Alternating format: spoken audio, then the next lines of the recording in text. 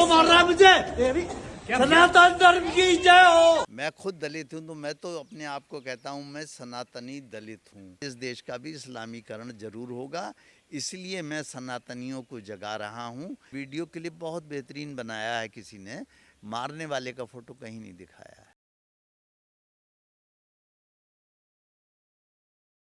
मेरे साथ आज बातचीत के लिए राकेश किशोर जी हैं, जो पॉपुलर एडवोकेट हैं, और इनकी हाल ही में एक वीडियो वायरल होती है कड़काडूमा कोर्ट में, जब कोई अचानक से इन पे हाथापाई करता है और बदले में फिर ये सनातन धर्म की जय के नारे लगाते हैं। सोशल मीडिया पर काफ़ी ट्रेंडिंग ये वीडियो चल रही है। देखिए, ऐसा था कि कल मैं कड़कड़डूमा कोर्ट गया था और प्री प्लान्ड वे में जो वहाँ पर कुछ लोग हैं जो अपने आप को, मैं खुद दलित हूँ तो मैं तो अपने आप को कहता हूँ मैं सनातनी दलित हूँ, लेकिन जो भटके हुए लोग हैं वो अपने आप को दलित और दलित से उन्होंने चेंज कर लिया बौद्ध धर्म में। अब वो अपने आप को सनातनी और हिंदू भी नहीं समझते, ऐसा मुझे लगने लगा है और काफ़ी श्योर भी हूँ मैं। जबकि वो सब पहले सनातनी हैं, फिर दलित हैं, फिर बौद्ध हैं। तो बुद्ध भगवान ने, गौतम बुद्ध ने कहीं नहीं कहा है कि आप सनातन का विरोध करें बुद्ध होने के बाद, या आप उसके साथ कोई मिल जाए सनातनी तो हाथापाई करें, क्योंकि गौतम बुद्ध खुद सनातनी थे। गौतम बुद्ध का पहले का नाम था सिद्धार्थ, पत्नी का नाम था यशोधरा, बेटे का नाम था राहुल। नहीं, ये इसलिए बता रहा हूँ कि वो खुद सनातनी थे, इसलिए उन्हें ये भ्रमित किया गया है कि तुम सनातनी नहीं रहे जब तुम बौद्ध हो गए, इसलिए मैंने ये बात आपसे कही। लेकिन ये डिफरेंशिएट आपने कब किया कि मतलब आप सनातनी दलित हैं? ये दलितों की भी डेफिनेशन है अभी कि एक सनातनी दलित हो गया, एक नॉर्मल दलित हो गया, एक हाई क्लास दलित हो गया, एक लोअर। जब इस सृष्टि की रचना हुई है और जब सबसे पुराना एंशिएंट आप वो उठा के देखेंगे डॉक्यूमेंट्स, तो आपको मिलेगा कि सनातनी ही हैं हम सब। अब सनातनी में से दुर्भाग्यपूर्ण ढंग से मनु ने वर्ग कर दिए काम के आधार पर। हम शूद्र पैदा थोड़ी कोई होता है, कोई दलित पैदा थोड़ी होता है, वो पैदा सनातनी ही होता है हम लोगों के बीच में।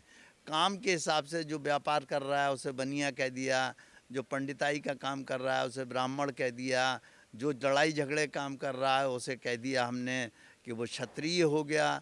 अब जो आदमी अपने शांत भाव से घरों के काम में या और चीज़ों के साफ़ सफाई के काम में लगा दिया, उसे दलित कह दिया आपने, उसे कह दिया जो मोची है वो जूते गांठ रहा है। ये उस समय वर्ण व्यवस्था जो थी मनु की दी हुई है। वास्तव में अगर आप देखेंगे तो हम सब सनातनी हैं और सब दलित हैं। अब दलित का भी आप सुन लीजिए, क्यों सब दलित हैं? आप सब भी दलित हैं, सब दलित हैं। दलित उसे कहते हैं जो पैरों से दला गया हो। तो हम हजारों साल तक गुलाम कौम थे, हमें जो कौम आई उसने दला है, और हम सब एक ही कैटेगरी के दलित हैं, चाहे वो अंग्रेज रहे, चाहे वो पुर्तगाली आए, चाहे फ्रांसीसी आए, या उनसे पहले जो अरब कंट्रीज से मुग़ल आक्रमणकारी आए, उन सब ने दला। हम सब ने जजिया कर दिया हुआ है, ठाकुर थे चाहे ब्राह्मण थे, जो भी थे उस समय के, तो वो सब दलित हैं। आप मत बांटिए इस चीज़ को। मैं फिर अपने उन दलित भाइयों से जिन्होंने मेरे ऊपर अटैक किया था प्रार्थना करता हूँ कि आप कभी प्यार से सोचिए बैठ के कि आप क्या हैं। आप सनातनी दलित कह सकते हैं अपने। अच्छा, बुद्ध की ले लीजिए। तिब्बत में जब चाइना ने अधिग्रहण किया हमारे नेहरू जी की मेहरबानी से, तो वहाँ से जो बौद्ध भागे जान बचा के, वो कहाँ गए? हिंदुस्तान आए। सबसे बड़ा उदाहरण है दलाई लामा। दलाई लामा का आज पता नहीं होता अगर तिब्बत में रह गए होते। उन्होंने शरण कहाँ पाई हम सनातनी कौमों के बीच में? क्यों? क्योंकि हम सनातनी बहुत टॉलरेंट हैं। भाई, दलित लोग क्यों इतने आक्रामक होते जा रहे हैं कि सनातनियों पे हमले करने, सनातनी से अलग मांगना रहना, ये सब शोभा नहीं देता। और एक एग्जाम्पल देता हूँ। दलितों के जिस समय 1947 में इंडिया पाकिस्तान का बंटवारा हुआ, तो दलितों के एक बहुत बड़े नेता थे जोगेंद्र नाथ मंडल, जो बंटवारे के बाद पाकिस्तान में उन्होंने कहा मैं दलितों के साथ रहूँगा। पाकिस्तान में मिल गए और पाकिस्तान ने उन्होंने लेबर मिनिस्टर ये सब कुछ बना दिया। मिनिस्ट्री में एक ही हिंदू था जोगिंद्र नाथ मंडल, लेकिन 6 महीने में उन्होंने देखा कि ये जो कौम है पाकिस्तान में, ये सबसे ज़्यादा अत्याचार दलितों पर ही कर रही है। जो दलित 17% थे, आज वहाँ पर 1%, 16% या तो कन्वर्ट हो गए या मार दिए गए। तो मैं फिर से ये कहता हूँ कि मेरे भाइयों, भटके हुए दलितों, आप बौद्ध धर्म अपना लिया है, बिल्कुल अपनाइए, उनकी नीति पर चलिए, लेकिन अपने आप को सनातन से अलग मत कीजिए। जिस कौम में आप मिलना चाह रहे हैं वो आप पहले आपके द्वारा सनातनियों को लड़वाएगी, आप ही के भाइयों से लड़वाएगी, फिर वो आपका भी संहार करेगी।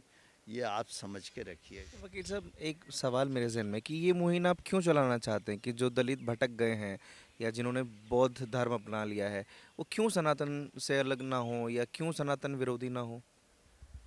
क्योंकि सबसे ज़्यादा खतरा जो है आज वो सनातन पे है। मैं आपको बताता हूँ, जब बंटवारा हुआ था तो जो हमारी परसेंटेज थी और जो लोग दूसरे समुदाय के यहाँ रुक गए थे 17% थे, आज वो यहाँ 40% हो गए। हमारे सनातनी बच्चे अब अपने बच्चे ज़्यादा पैदा नहीं कर रहे। मेरे भी 2 बेटियां हैं और उन दोनों के एक ही एक बच्चा है, वो और पैदा ही नहीं कर रहे, जबकि एक तरफ दूसरा समुदाय बच्चे पैदा करने में लगा हुआ है।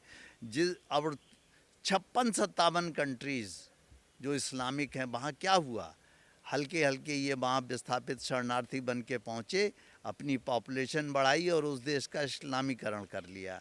वही मैं देख रहा हूँ कि हिंदुस्तान का भी इस्लामीकरण, खैर मैं तो 73 साल का हूँ, अभी थोड़ा समय लगेगा, मगर इस देश का भी इस्लामीकरण ज़रूर होगा। इसलिए मैं सनातनियों को जगा रहा हूँ। मैं ये चाहता हूँ कि दलित भाई हमसे अलग ना हों, सनातन की रक्षा वो भी करें, इसलिए ये मैं चाहता हूँ। कुछ बाबा हैं इस देश में, बागेश्वर हैं, अनिरुद्धाचार्य जी हैं, वो कहते हैं कि जात पात में बिलीव ही मत कीजिए, कोई दलित हो या हम सब सनातनी हैं। हम सब सनातनी हैं, बिल्कुल सही कहना है उनका और इस चीज़ को मानना चाहिए।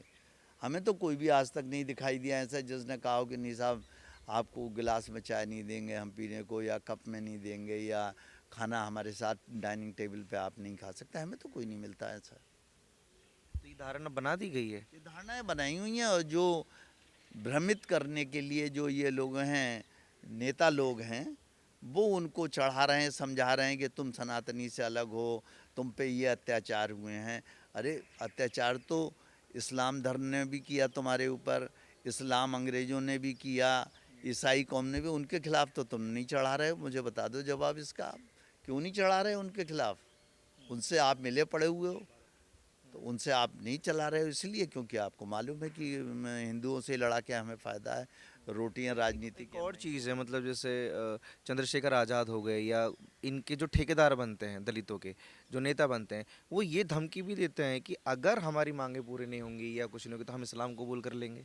यही ऑप्शन रहता है क्या दलितों के पास में? हाँ, तो ये उनकी मानसिकता कितनी गंदी है, कितनी भ्रामक है, तो इसमें क्या कहा जाए। भगवान उनको सद्बुद्धि दे, अब वो इस तरीके की बातें छोड़ दें। मेन विचारधारा जो है कि देश का विकास करना है, उससे जुड़ जाएं। ये जो बड़े बड़े बाबा हैं, दीपांकर मिश्रा हो गए या बाबा बागेश्वर हो गए, ये जो मुहिम चला रहे हैं इस देश में कि हर कोई एक हो जाए, हिंदू जाग जाए या हिंदू इकट्ठा हो जाए, सब सनातनी हो जाए, ये कामयाब हो पाएंगे? क्योंकि दलित में बटा हुआ है हिंदू, ब्राह्मण में बटा हुआ है, राजपूत में बटा हुआ है, फलाना ठिकाना, ये सब। नहीं, ये कामयाब तो थोड़ी सी ये टिप ऑफ आइसबर्ग ज़रूर है, मगर होना क्या चाहिए दरअसल कि हम जैसे लोग जो अपने आप को सनातनी दलित मानते हैं, या कुछ लोग सनातनी सवर्ण सो कॉल्ड आप कह लीजिए, हम लोगों को एक एक दो दो परिवार ऐसे ले लेने चाहिए जिनको हम समझाएं, साथ लाएं,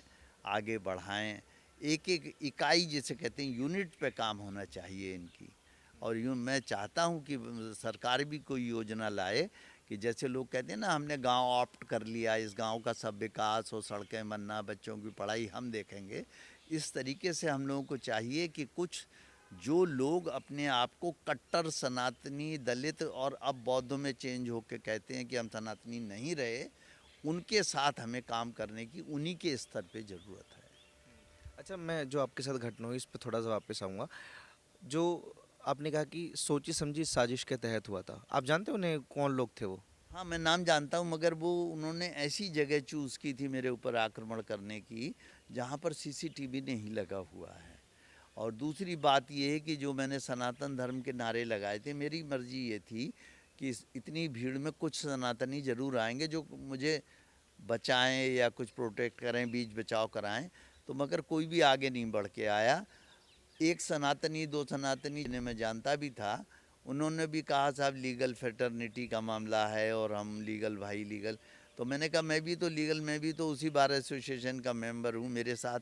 तो मगर सनातनी हम इतने डरे हुए हैं कि वहाँ पर 10% भीम आर्मी के जो वकील हैं उनसे 90% सनातनी वकील इतना डरा हुआ है कि कोई सच्ची बात भी मेरे सामने नहीं बोल सकता। इसलिए मैं बार एसोसिएशन में उसको कंप्लेंट भी नहीं कर सकता। अगर मैंने उन वकील साहब का नाम लिख के दे दिया जिन्होंने मुझ पे हमला किया, तो वो वकील साहब या बार एसोसिएशन ही पूछेगा कोई सबूत है आपके पास? सबूत के नाम पे फिर गवाही होनी चाहिए, क्योंकि वो जो वीडियो है, वीडियो क्लिप वायरल हो रही है, उसको सबूत के तौर पे दिखाइए ना आप। नहीं, वीडियो क्लिप बहुत बेहतरीन बनाया है किसी ने, मारने वाले का फ़ोटो कहीं नहीं दिखाया है। अगर आपके पास हो मारने वाले का तो बराए मेहरबानी दे दीजिए, तब मैं ज़रूर कंप्लेंट कर दूँ। मतलब इतना पता है कि वो लोग भीम आर्मी के वकील थे और निसंदेह वो जो वाकया हुआ था, वो जिन्होंने मारा था वो जूते वाला वाकया जो हुआ था, उनका बदला लेने के लिए हाँ, उन्होंने कहा भी वहाँ पर, और हमने कहा भाई उन्होंने अपमान किया था विष्णु भगवान का कि सर अपना अपने आप लगा लें।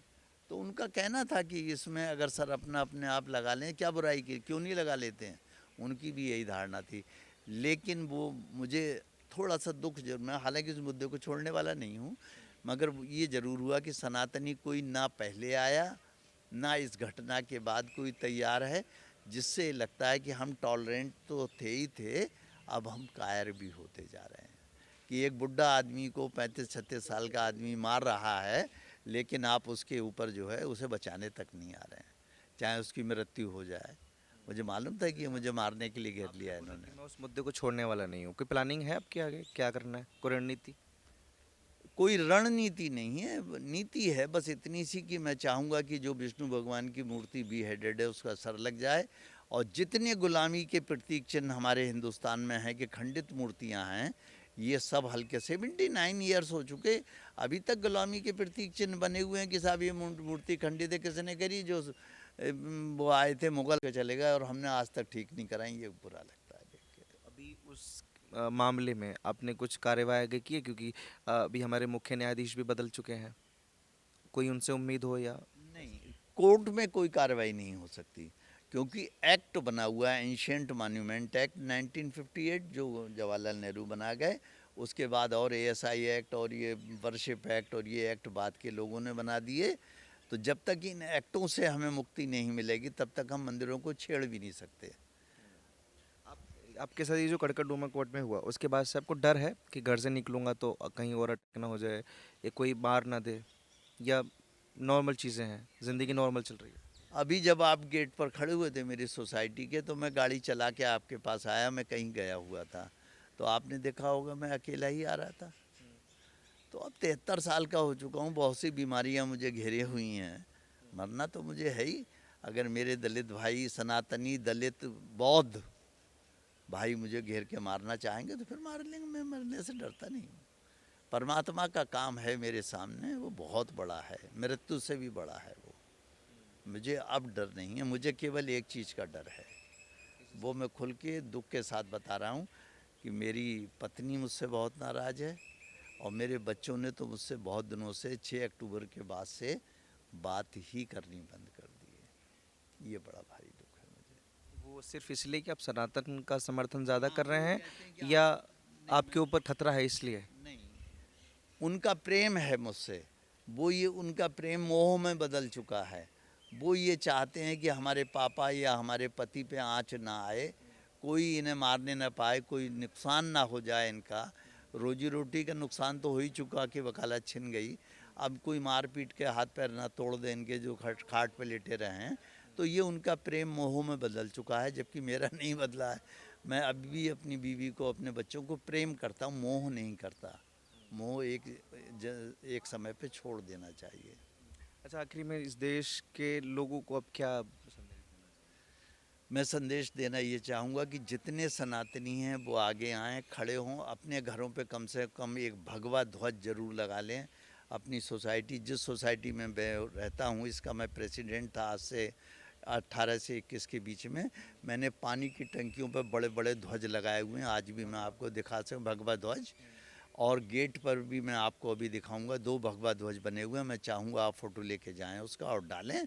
सब लोग भगवा ध्वज लगाएं, माथे पे टीका लगाएं, अपने बच्चों को सनातन धर्म के बारे में पढ़ाएं, घर में पूजा पाठ शुरू करें, मंदिरों में जाना शुरू करें, और जो उनके साथ में सनातनी दलित बौद्ध भाई हैं उनके घर विशेष तौर से जाएं और उन्हें अपने घर बुलाएं और एक एक को समझाएं कि भाई तुम हमसे अलग नहीं हो। गले से लगा के उनसे कहें कि तुम हमारे भाई हो। कौन कहता है कि तुम नहीं हो?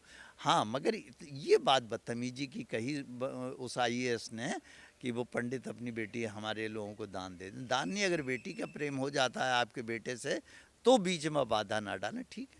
ये लव जिहाद नहीं है, लव जिहाद के मैं खिलाफ हूँ, मगर हमारे सनातनी दलित बौद्ध, सनातनी सवर्ण, सनातनी दलित जैसे मैं, अगर हमारे बच्चे प्रेम कर लेते हैं तो हमें फिर कोई दिक्कत नहीं। ठीक है, बहुत शुक्रिया। ये राकेश किशोर जी मेरे साथ जुड़े हुए थे।